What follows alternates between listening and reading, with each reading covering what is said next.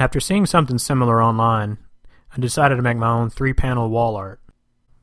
I had one last piece of this 40-year-old cherry that I've had sitting around for a while. It's about 12.5 inches wide, so I have to use my jigsaw to cut it down to the rough size.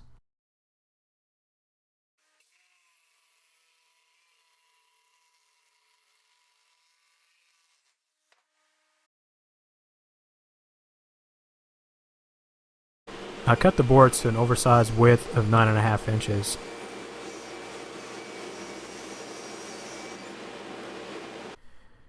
Next I mill up the boards, get a flat face and a flat edge, and then I plane the boards down to 11/16 or 3/4 in thickness. The thickness is a personal preference. If you wanted to, you could go thicker or you could go thinner. With this being the first one that I made, I wasn't sure what would look good, so I just stuck with right around 3/4 of an inch. And at the table saw, I'll go ahead and take them down to their final width of 9 inches. Here I am cutting them at the miter saw to the length of 30 inches. Now comes the tedious part of trimming the templates and taping them together.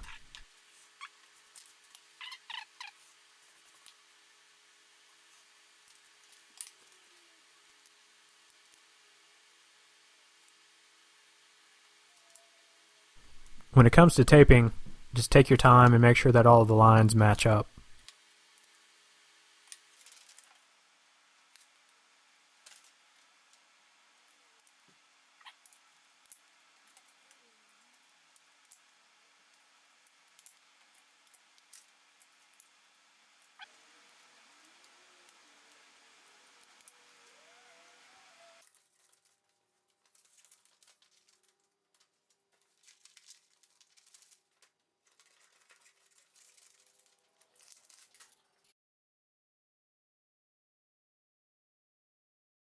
With the bottom boards being cherry, I thought the tree should be made out of something lighter, so I went with curly maple. I'm going to mill it up and take it down to about 1/4 inch in thickness and 9 inches in width.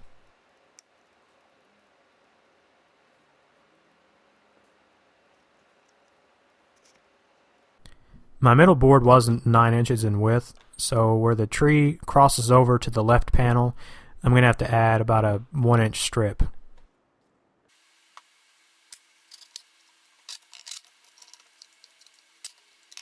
One issue that I'm running into is that the branches fork right here where the gap is on this side and this side.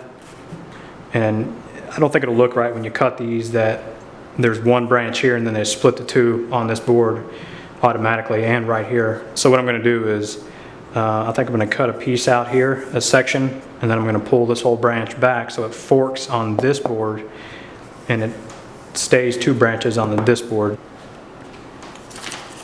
I've cut a 1-inch gap out right here, so I'm bringing this back, and I'll make this transition look better on the bandsaw. Before gluing any of the tree down to the cherry panels, now would be a good time to sand both panels, the cherry and the maple, with 80 grit, 120 grit, and 180 grit, and then after everything is glued down, I'll hand sand it with 220 grit sandpaper. Now that everything is sanded, I taped the templates down to the maple boards. I'm using some pretty wide tape here, and I overlap the tape to make sure it stays down while it's at the bandsaw. I use an X-Acto knife to cut the templates to separate the boards. Here at the bandsaw, I go ahead and cut out the templates. It's a personal preference on which of the branches you want to cut. I stayed with the larger branches because it would be pretty tedious in sanding the really small branches and it would be really hard to get in between them. So I stayed with the larger branches.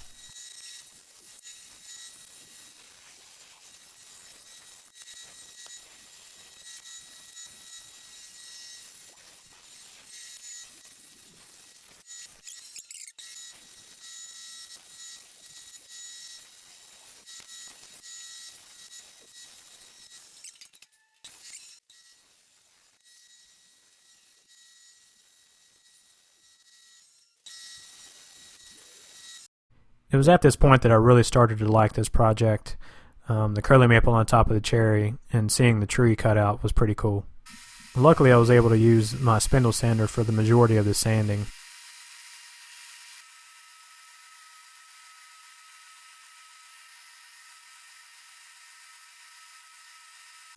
For the areas that I couldn't reach, I would use 120 grit sandpaper, and then after sanding, I would break the edges with that 120 grit as well.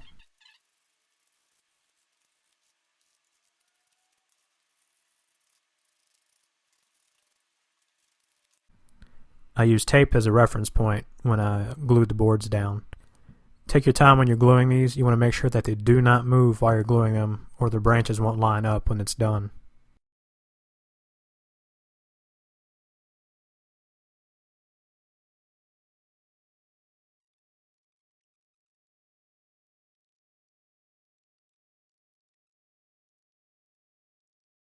I use denatured alcohol to wipe down the boards after the glue is dried. The light areas that don't absorb the denatured alcohol means there's glue on the boards. I use this instead of water, so don't raise the grain. And like I mentioned before, I use 220 grit sandpaper for the final sanding. For the finish, I used a tried and true varnish oil. Typically, I would have used my General Finishes Armor Seal, but I was out of it. The key to using this finish is to wipe on very thin coats. It's really thick like honey, so if you wipe it on thick, just be sure to mix it around and make it really thin, and then follow that back up with a clean cotton rag to wipe off the excess.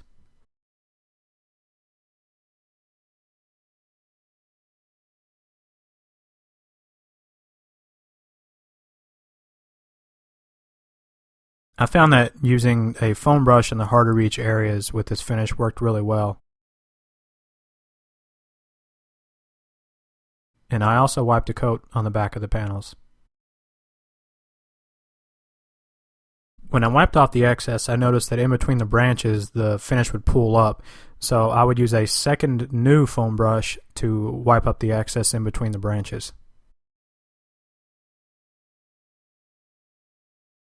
Now that the panels are done, it's time to hang them. I ended up using the French cleat method for hanging them on my wall. This was a really fun project, and I love the results.